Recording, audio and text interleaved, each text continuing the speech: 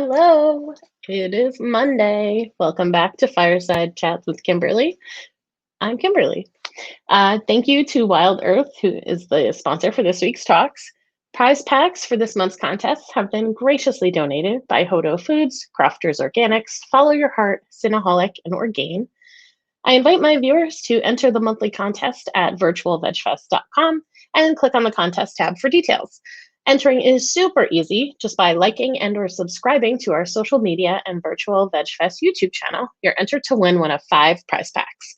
We really want you to subscribe to the Virtual Veg Fest YouTube, so we are continuing to do 25 entries just for subscribing through the contest list. You can support our sponsors by liking their social media and earn entries too. So, welcome tonight. I am super excited. Well, first, let's just start with one thing. The misadventures of Kimberly's clothing choices on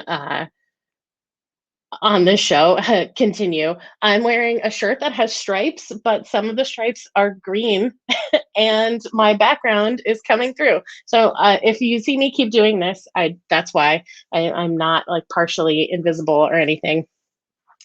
So anyway, welcome. Thank you for being here. Maybe I'll just start wearing the same thing every week. So if I start doing that, please don't judge. It's simply so that I'm not blending in with the background. Fun times. Let me know where you're watching from. You know, that's my favorite question. I always ask that first. Please, please put in the chat and let me know. Let me know where you're watching from. So tonight, I am so excited about this topic, because it's super fun and amazing. I'm talking about sneakers that are made out of pineapples. Like, what? How cool is that? And how do they even do it? And what? Hi, Richard. Happy Monday to you too. Thanks for being here.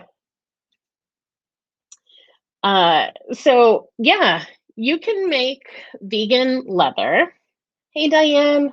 Thanks for being here. From pineapples. What a crazy thing.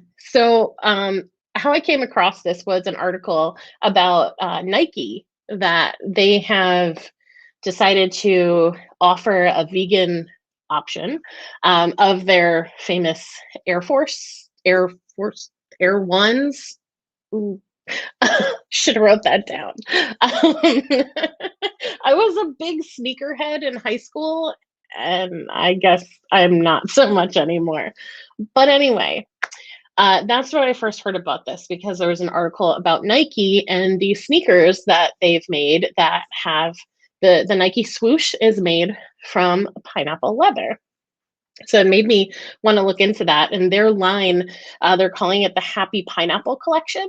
And I was able to find the one pair on their UK site. They were sold out, but I couldn't find it on their US site. But it did look like, looking at the price of the ones on the UK site, that they're about the same price as a standard Nike sneaker, which is actually really cool, right? Because so often, from restaurants to beauty products to clothing items, when we're looking at vegan options, very often they are more expensive. And it's nice to see that Nike is offering this vegan option, and they are in alignment with the regular Nike prices, which, I mean, they're not cheap. Like, Nike sneakers are like over $100. So it is a bit of an investment. So I started to look into, well, okay, well, what does that mean to be made, to leather made from pineapples? And that led me to the company, which is called, I thought I wrote that down. So their brand, the pineapple leather, okay, the company is called Ananas Anan, and the pineapple leather, they call it Pinatex. And what they've decided is that they were looking for a sustainable option. The woman, Carmen Hijosa, probably totally butchering her last name, so I'm so sorry. But she had a background in leather goods and was visiting, I guess, you know, looking at suppliers, and she realized just how much waste and how dangerous really using animal hide to create leather is, and it's just not sustainable and it's cruel.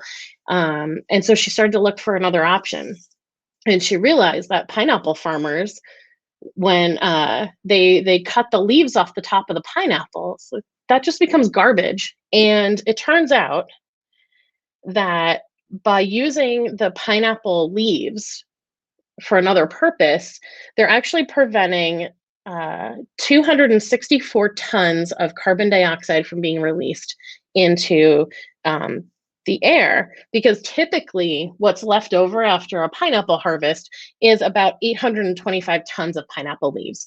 And how do they get rid of those? They burn them. So they're releasing all of this carbon dioxide into the air. And now Carmen has figured out how do we do a better job and stop destroying the environment.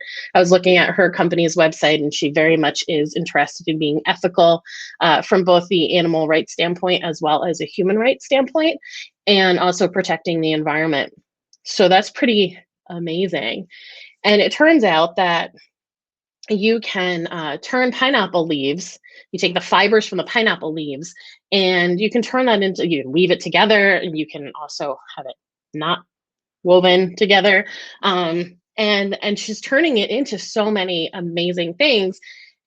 And it's just as flexible and comfortable, per what I've read. I don't have, unfortunately, yet any sneakers made from pineapple leather, but it's just as comfortable as any shoe, and I would guess more comfortable than the standard, plastic vegan leather that we typically end up having to buy. So again, how cool is that? I was like so amazed. And then I also, while I was kind of poking around Nike's site, because I was looking to see if they had any of the Happy Pineapple collection on the US site, I came across another pair of sneakers that they have. They have like a space line, I guess. And this sneaker is called This Is Trash. And it's called that because that's what it's made out of. So it is made from at least 50% recycled materials in the upper of the sneaker alone. And then it's about 90% recycled polyester, and it's made from recycled plastic bottles, shirts, and yarn scraps. And then they also decided to not double box it. So often when you order shoes online or sneakers online, the sneakers are in the sneaker box, the shoe box, and then they are put into a shipping box. Well, Nike decided that with this line of sneakers, they were not going to do that. So the sneaker box is the shipping box.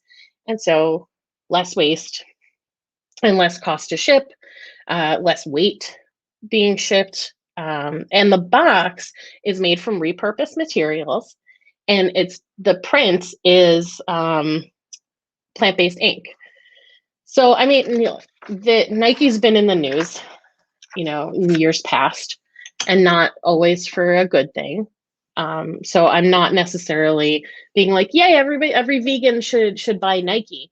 But I just think it's really amazing that, a large company is investing in this different these alternatives. And I know that we can look at it and just be like, well, yeah, they see the financial opportunity. And you know what? Maybe that's true. But at the end of the day, if the financial opportunity for them, if that's how they see it and only how they see it, reduces the amount of animals that are used, and increases the options and the accessible options, right? It's very easy to find Nike sneakers online and in the stores. I realized I just said I couldn't find their pineapple line, but it's brand new. So it's good. I think even if the motive, and I don't know the motive, right? But even if the motive is solely, let's make as much money as we can, if they're helping to reduce the amount of animals used, I think that that's an amazing thing.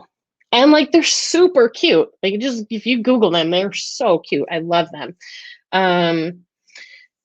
So then I kept kind of digging around because I was curious, like, what else can we? Yes, Richard, exactly. It's a win-win. Nike gets richer, less animals are harmed, everybody wins.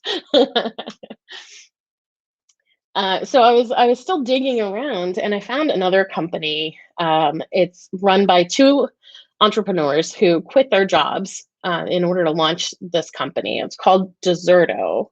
Um, that's me and my American accent for you there. They're in Mexico. The company is based in Mexico, and they too are making leather goods. This time from cacti. They're using the prickly pear cactus, and they are turning that into beautiful yards of leather. So they don't sell products. They don't turn their vegan leather into products. They sell to designers who will do that. And so they sell to clothing designers and shoe designers, but they also sell to interior designers. I thought that was really cool. They have a section on their website with some pictures of some furniture made with their leather, and it's beautiful. It looks really wonderful, and it's so nice. It looks really soft in the photos too. It's just so nice to know that these options are out there, and they too, just like Carmen, with her pineapple leather. Both of these gentlemen are not just interested in doing something innovative, and of course that's part of it. They're also interested in doing something ethical and taking care of the planet and the and the animals and the people. And so what they did was they really wanted this to function like the way people are used to animal leather functioning. And so they spent 2 years kind of developing it, and now they have where it's actually breathable. So how when you buy like the standard like vegan leather shoe that's mostly made from plastic, they don't really bend that well, and you might find that they never kind of give. There's no give, and so they never really feel truly broken in. They have created this leather to do that from cacti, and it says that on their website it says that the cactus actually isn't harmed by them doing this, so the cactus can continue to grow. So it's not even impacting the cactus that's growing and that they're using in order to create this leather from cactus. And then next, and by the way, I forget to say this because I just assume it. Always ask me questions. If you have questions about what I'm talking about, put that in the chat. If you have questions about something else, if you have other vegan related questions, like I'm here for all of it. So I come here with a topic, so I'm not just staring at you guys waiting for questions, but you're always welcome to ask me anything related to being vegan. So fire away. Thank you very much. And then finally, I saw another really cool thing. It's vegan leather made from mushrooms. So they're not just good to eat, they're good for your feet. I just wrote that. Great job. Oh my goodness. Okay. So it's called mycelium, I think is correct. And it's made from mushrooms and the mushroom root, which apparently grows really quickly. So it's super renewable, super sustainable, and it takes like 2 weeks. So when you think about animal leather and how you have to wait until the cow is a certain size, because leather is really a byproduct of the animal agriculture industry. So you wait until the cow's been slaughtered to become food, and then the byproduct, the leather, is then created from the hide, the animal skins that are left behind. But so how long does that take? I mean, I think cows live to be about 8 months old to a year and a half, maybe, before they're slaughtered for food. So in that time they get to be really big. Like cows are huge, right? But that's like 18 months maybe compared to 2 weeks that you're waiting for the mushroom root to be available. So that's really cool. I could only find things that were concepts. So there's a company called Bolt Threads, and they seem to kind of be the company that's sharing this mycelium with designers. And Adidas, their concept, and I think it's supposed to launch this year, is taking their iconic Stan Smith line and they're turning it into the Milo Stan Smith line. And so they'll be offering a vegan option made from this mushroom leather. And then Stella McCartney also, it has some of this mushroom leather in concept with things like bodices and pants. And so she's testing that out as well. Yeah. And then, also Adidas has a line that's already available. The sneakers are about $80 a pair. They call it their Prime Green line. And it's made from completely recycled non-virgin plastic. So there's no virgin plastic in the sneaker at all. It's completely made from recycled items. And they are coming out with a Miss Piggy Kermit pair. So one pair is Kermit, and the other, one foot is Kermit and the other foot is Miss Piggy. They have their little pictures on the tongue of the sneaker and their initials kind of poked into the side. So those are already available. I was able to find them on their website, and they have a ton of different characters and like Marvel and Star Wars. And so if you're looking for something super fun like that, their Prime Green line will have, that's their vegan option. And then finally, not a vegan leather, but a favorite here in our house.